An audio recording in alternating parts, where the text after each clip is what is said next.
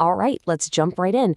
We're going to break down one of the most influential and, let's be honest, complex philosophies out there, dialectical and historical materialism.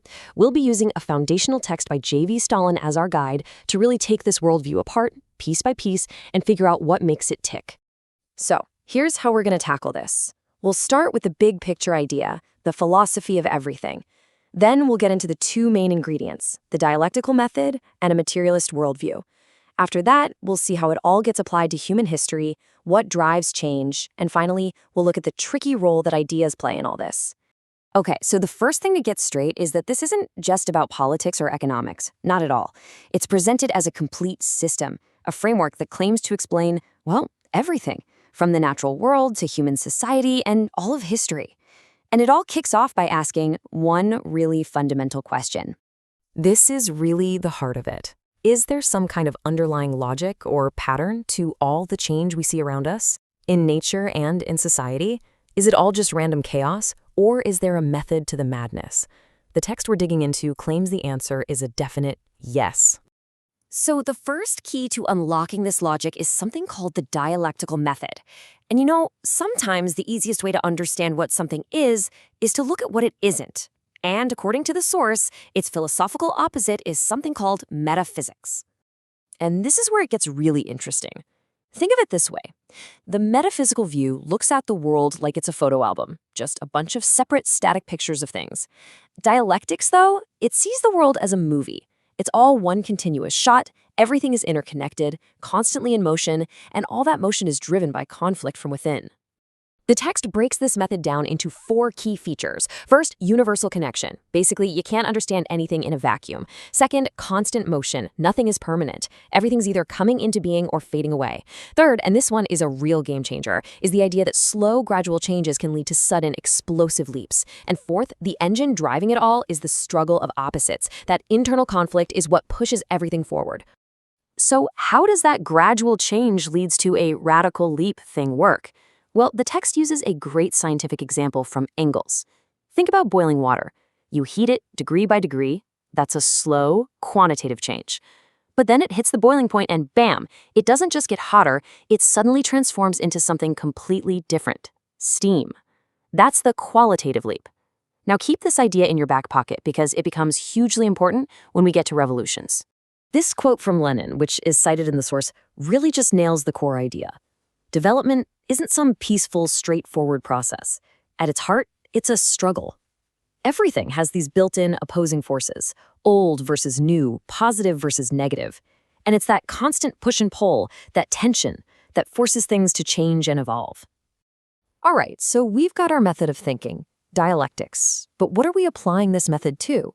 Well, that brings us to the second pillar of this philosophy, materialism. And this part tries to answer a really basic question about what reality is actually made of. And just like before, the easiest way to get a handle on materialism is to see it next to its rival, idealism.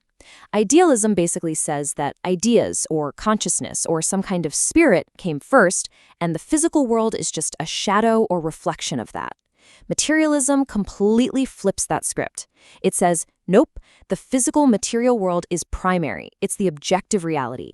And our thoughts, our consciousness, that comes second as a product of that material world. So, to break it down, the main points are these. The universe is made of physical stuff. That stuff exists whether we're here to think about it or not. Our thoughts don't create the world. The world, acting on our very complex brains, creates our thoughts. And finally, because the world is real and follows certain laws, it isn't some deep mystery. It's something we can actually figure out. And man, this quote from Marx just puts it all in a nutshell. This is the absolute bedrock of this worldview. It's saying that it's not our clever ideas or beliefs that shape the conditions of our lives. It's the other way around. The concrete material conditions of our lives, our social being, is what shapes our consciousness and all our ideas. Okay, so what happens when you smash these two big ideas together? What do you get when you use that dialectical method to analyze a materialist view of human society? Well, you get what the text calls historical materialism. And this is the part of the philosophy that aims to explain the entire story of humanity. According to this theory, the single most important force that shapes any society, its government, its laws, its culture, everything, is its mode of production. And that's just a way of saying, how does a society organize itself to make the stuff it needs to survive, like food and shelter? Now, this mode of production has two sides that are always in a bit of a tug of war. On one side, you have the productive forces. Think of this as all our tech, our tools, our skills. This part is dynamic. It's always advancing. On the other side, you have the relations of production.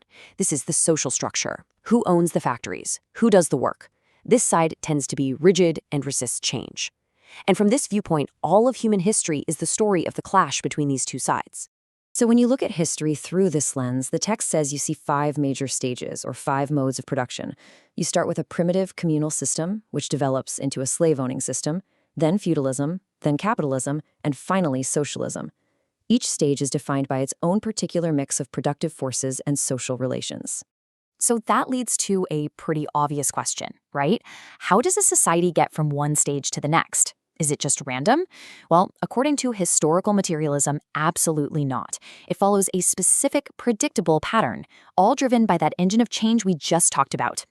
And here's where that dialectical idea of contradiction comes roaring back. This is the core conflict that drives history.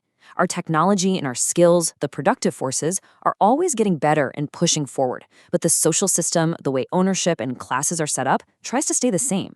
Eventually, something has to give. And here's how that conflict supposedly plays out. The new ways of producing things start to get held back by the old social structure. That old system becomes a brake on progress. So the tension builds and builds. Remember the water heating up?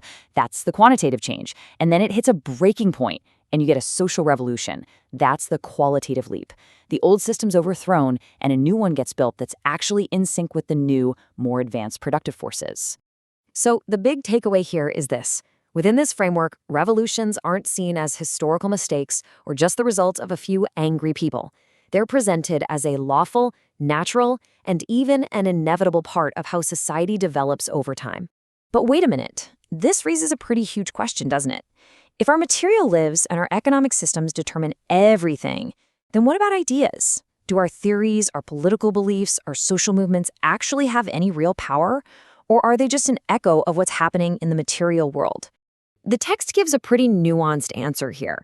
It argues that ideas don't just pop out of thin air. They are a reflection of the material world. When society develops and faces new problems, people come up with new ideas and new theories to tackle those problems. So they arise from material conditions. They have a purpose. And this quote right here is the key. An idea might be born from material conditions, but once it takes hold, once it grips the masses, it stops being just a simple reflection. It becomes a powerful, real-world force in its own right, a force that can organize people and dramatically speed up the very historical changes it came from. And so we're left with this question, which really gets to the heart of the whole philosophy. It's a paradox that challenges us to think about that constant dance between our circumstances and our consciousness, between the world as it is and the world as we imagine it could be.